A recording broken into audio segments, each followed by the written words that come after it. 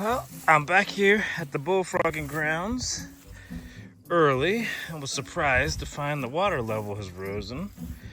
This grassy area was bare land last night. I came early though to work on the boat and the trolling motor. And the problem was I had the trolling motor mounted to the other side. And so when forward force was applied to the trolling motor, it would just flip it off its mount. And so, home today, I came up with this. So it was originally designed to go across the bow from there to there, but the battery is higher than the bow and serves as a good mounting point, and then the boards fit in between. So I took two 2x4s, screwed them together. One is a little longer than the other though, and I screwed those two together to give it a little bit more substance so it sat flat and stayed flat when torque was applied to it. And this one hangs over the bow a little bit, enough that the trolling motor can clear, and voila. So now when force is applied forward or back or even side to side, it's not going to take the motor off. So we'll test her out tonight, but I think we got a wiener. Actually, I'll test it out in a second. So this will be the resting position of the trolling motor now, which puts it almost up and out of harm's way when I'm cutting through weeds and stuff. Plus the bow will ride a little bit higher, but just like before, it'll probably cut some weeds, and so I'll end up with a bunch of leaf pieces in the boat, as I did before when I was cutting through those tall lily pads. But that's good.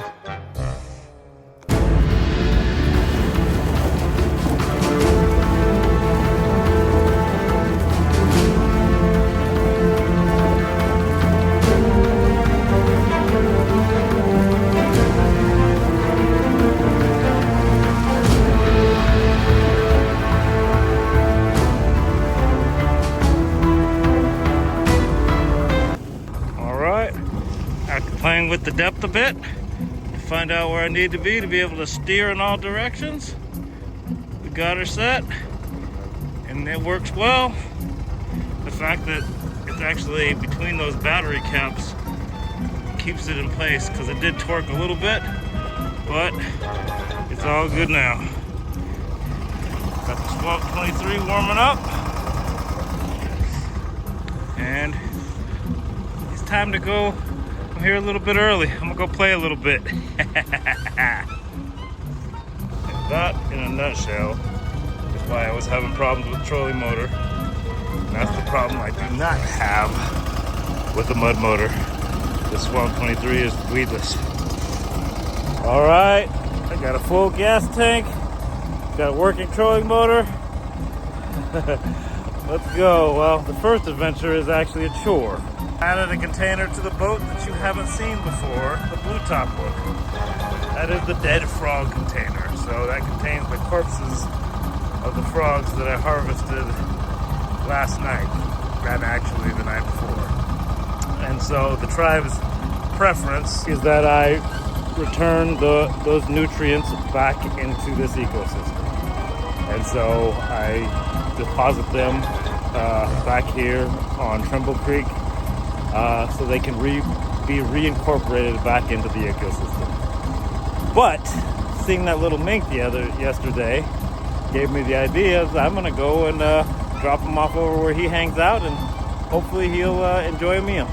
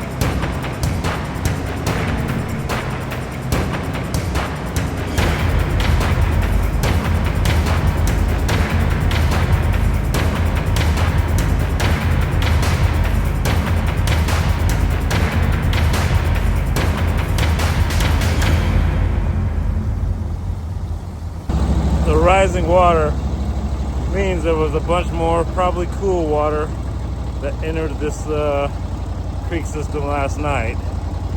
So the chances are is that frogging is going to be slow because the water is going to be much cooler. And it got down way low. It was like 48 degrees last night. And it's been, you know, when the frogging, the best day I had when I first got the boat in was 66 degrees. So it's cooled off a little bit, but hopefully we'll get some.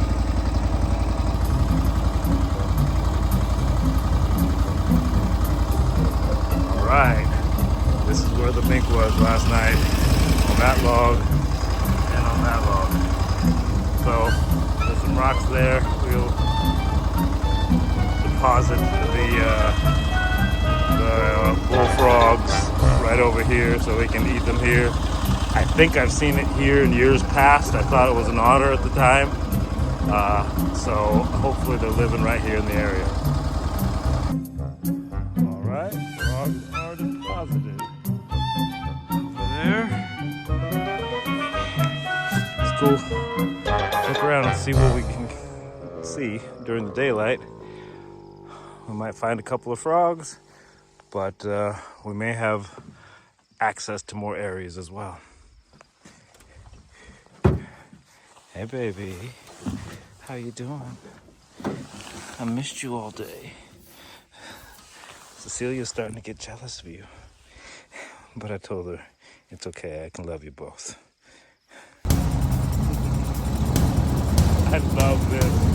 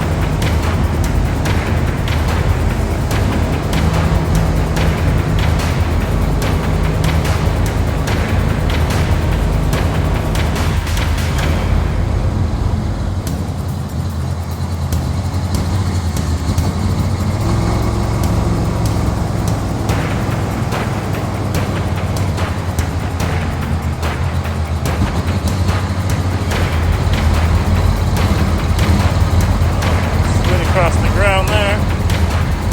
Really narrow part.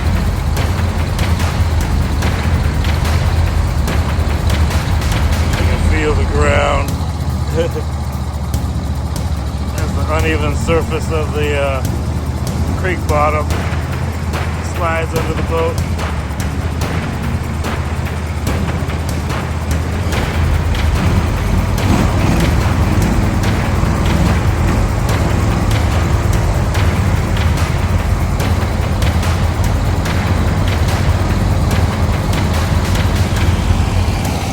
Turtle.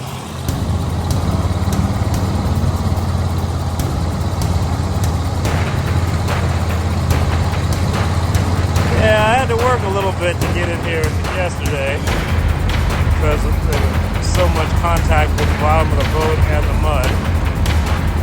So yeah, it's probably up a good 4, 5, 6 inches.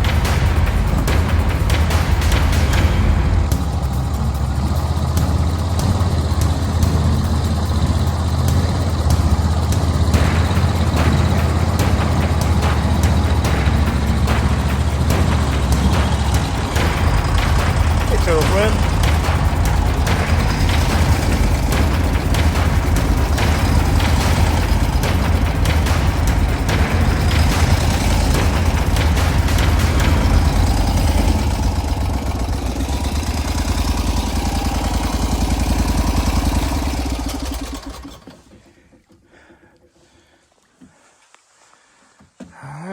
we started up here yesterday, and there really wasn't much activity way up here.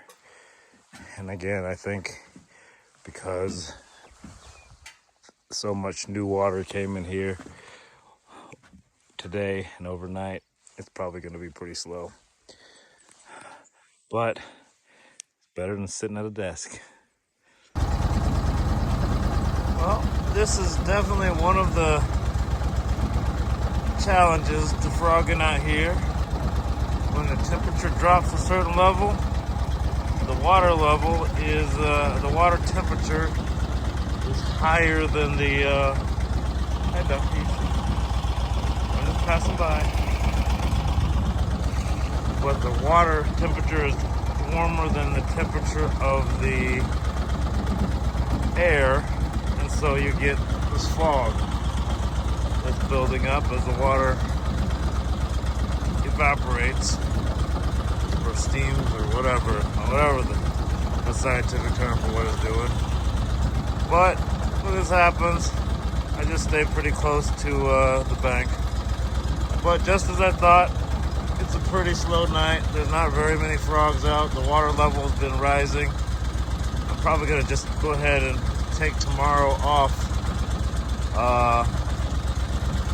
just because the conditions are unstable, and I could use a night at home snuggling my cute little wife. But when this happens, I just kind of stay relatively close to shore, keep the speeds moderate. I know the area well enough that I'm not going to get lost, but the first time it happened, I was a little freaked out. Oh, nothing too exciting tonight. Aurora is out, but the fog is impeding my view. I'll see if when I'm leaving, I'm driving out and I'm away from the water, maybe I'll get a better look at it. Alright, signing off for the night. Other than that, well, the river or the creek level is still rising, which is again why I'm gonna take a day off. But it stabilized, but the water level was about there at the center of the screen when I left earlier, and now it's up there. So I took the boat and I ran it way up on shore tonight, a little bit higher than I normally would.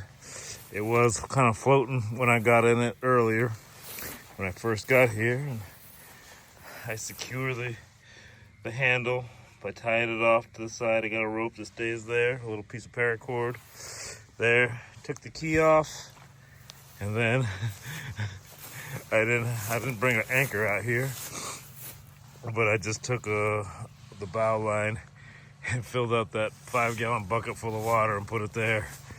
So that should hold it, at least keep it from drifting off if the water level comes up this high.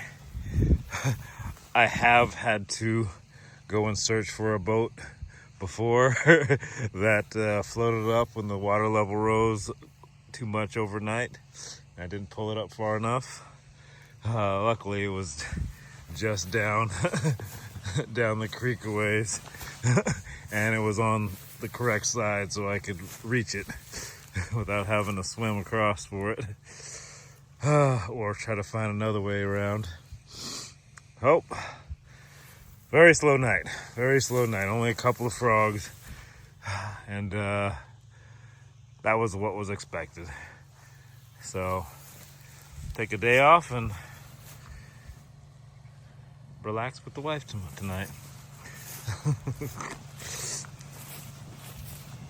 Or tomorrow night. I started to leave and realized I almost forgot my driving Crocs again. Here they are. I left them here last night while I was looking at the Aurora, forgot him. Look at that. It must be colder here than the app says because probably can't see it here, but there's ice crystals forming on the Crocs. You can see that. And then I guess I turn it. See the ice crystals a little bit. So it might be a little bit colder here than it says in the app. No wonder there's no frogs. Cold weather, rising, cold temperature, and rising water level. Just a day of transformation or transition. They'll be back out. This is good though. They're not out. This is delaying their breeding cycle a bit. So I'll have more time to get them. Hello, driving Crocs. Take off the mucks. Slide into the Crockies. Now I'm ready to go home and go to bed.